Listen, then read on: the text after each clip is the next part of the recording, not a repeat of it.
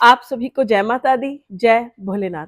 मैं आपकी अपनी गुरु माँ महामंडलेश्वर अंजनी देवादास जी महाराज आप सभी को प्यार भरी जय माता दी।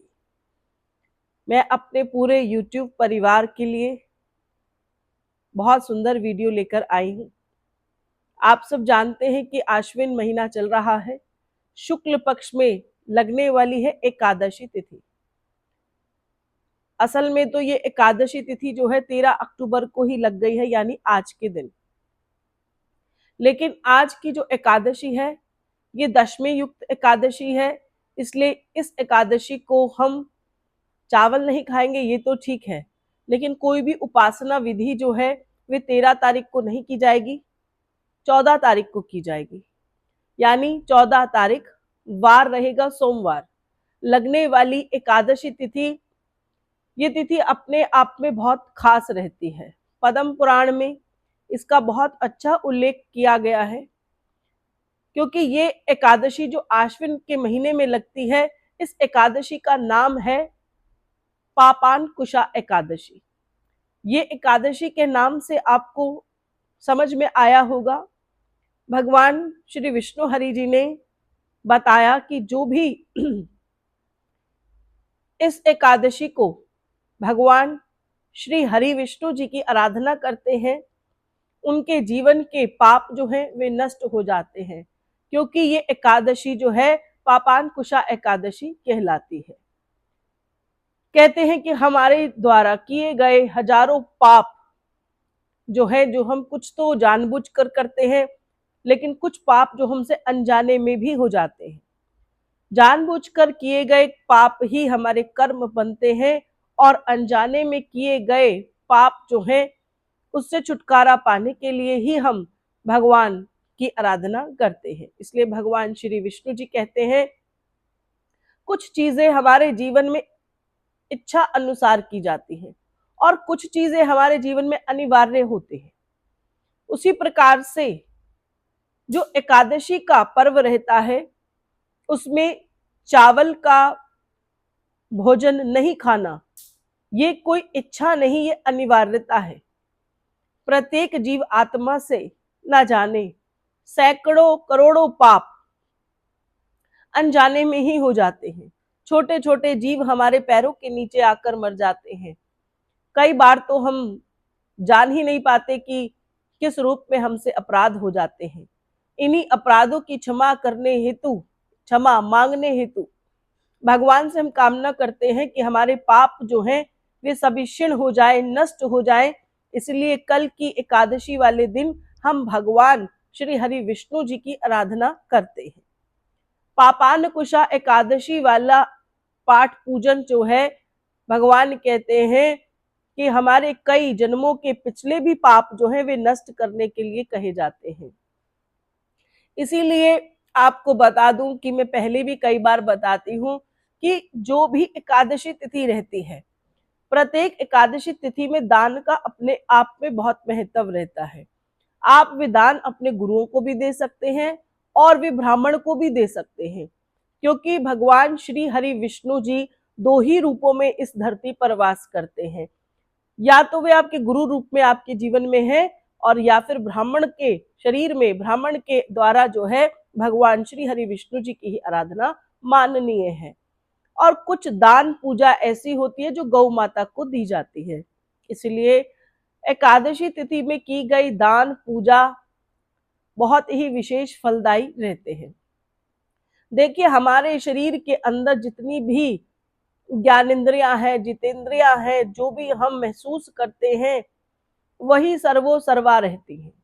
केवल एक रोटी का त्याग कर देने से या केवल श्री हरि की विष्णु जी की पूजा करना ही पर्याप्त नहीं है। जब तक हम अपने मन पर नियंत्रण न पाले, जब तक हम अपने स्वार्थ को न समझ ले, जब तक हम दान पुण्य में न आ जाए, जब तक हम क्रोध पर नियंत्रण न पाले, तब तक पापानकुशा एकादशी फलदायी नहीं होती है। इसीलिए इस एकादशी वाले दिन अपने मन को स्वच्छ करने के बाद ही अब भगवान श्री हरि विष्णु जी के सन्मुख आ सकते हैं। अगर आप श्री हरि जी के समीप नहीं हो और केवल स्वार्थ की भावना से ही इस पूजा को कर रहे हैं, तो ये जो सारी पूजा है ये विफल परिणाम दे देती है। इसीलिए पापानकुशा एकादशी की कल सुबह आप लोग सुबह जल्दी उठिएगा, आप स्नान कीजिए, अपने जो वस्त्र आप पहनेंगे वे स्वच्छ वस्त्रों को धारण कीजिए और उसके बाद आप संकल्प लीजिए। आप भगवान श्री हरि जी के सन्मुख जाकर हाथ में जल, अक्षत और पुष्प लेकर कल के दिन आप ये कामना कीजिए कि भगवान श्री हरि जो इस लोक के पालनहार हैं, उनसे ये आपको कामना करनी है कि वे आपके जीवन के पापों को नष्ट करें, पाप को खत्म करें, आपके जीवन में पुण्य को बढ़ाएं और आप यही संकल्प कीजिए कि आप अपने मन पर नियंत्रण करेंगे, आप अपने क्रोध पर नियंत्रण करेंगे और अपने जितनी भी ज्ञानेंद्रियां, जगेंद्रियां हैं, इन सभी पर आपका नियंत्रण होना बहुत ज्यादा जरूरी होता है। यही एक कारण रहता है जिसके बल पर आप जो है पापानकुशा एकादशी आपके लिए फलदायी परिणाम देगी। संकल्प लेने के बाद आप ये फूल जो होंगे आपके हाथ में, जो पुष्प है, जो अक्षत है, जो जल है, वे आप श्री हरि विष्णु जी के सन्मुख छोड़ दीजिए। दान करने के लिए बहुत विशेष मैं जोर देती हूँ, ये दान आप किसी भी तरीके से कर सकते हैं। देखिए, एक कड़ से लेकर एक मन तक का दान भगवान कहते हैं आप अपनी स्वयं की इच्छा के अनुसार कीजिए। इसलिए आप एक कटोरी वस्तु कुछ भी आप जो है दान में दीजिए, सबसे अच्छा दक्षिणा को कहते हैं। उसके बाद आप ब्राह्मण को छाता दान दे सकते हैं। भगवान के कथन अनुसार आप वस्त्रों का दान कर सकते हैं।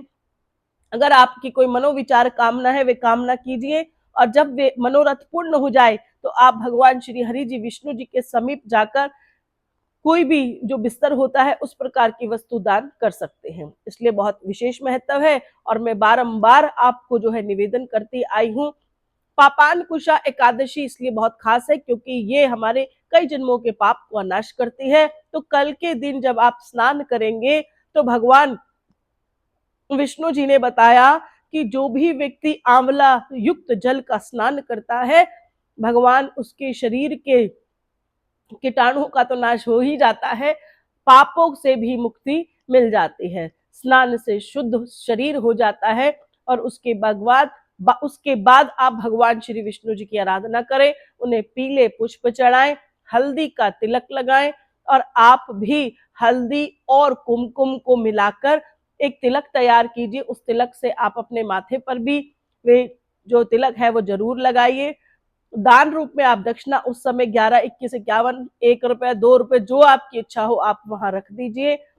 श्री विष्णु हरि जी के मंत्र का उच्चारण कीजिए।